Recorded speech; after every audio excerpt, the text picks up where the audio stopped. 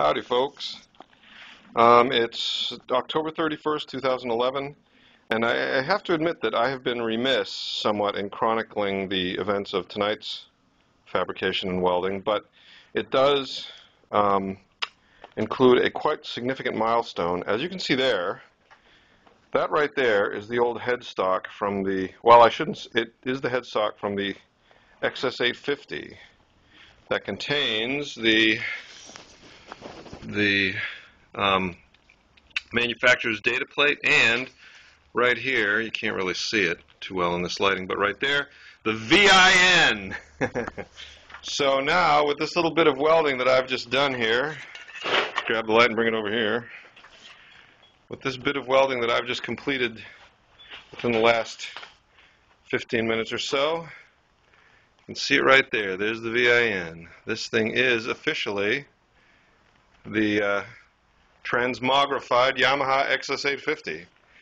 And that means I can absolutely put that fender and license plate on it.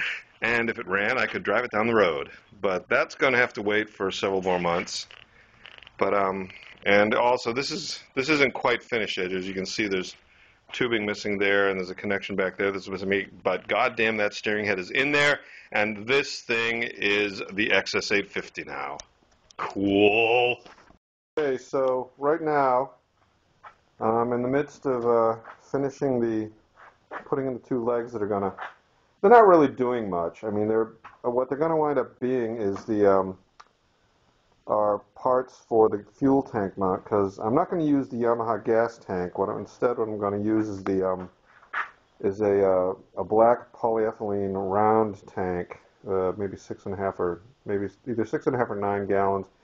Get it from Speedway Motors. It's black, roto-molded black plastic. It'll go right here. It'll fit right in this little area right here, real nice, from about here to about over here somewhere. And it'll give me enough range to be useful, and I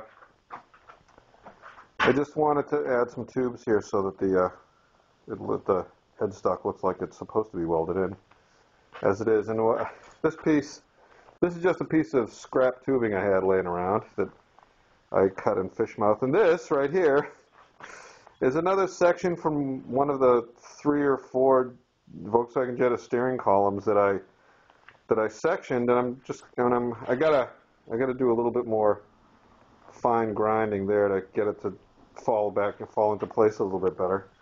But that'll work nicely.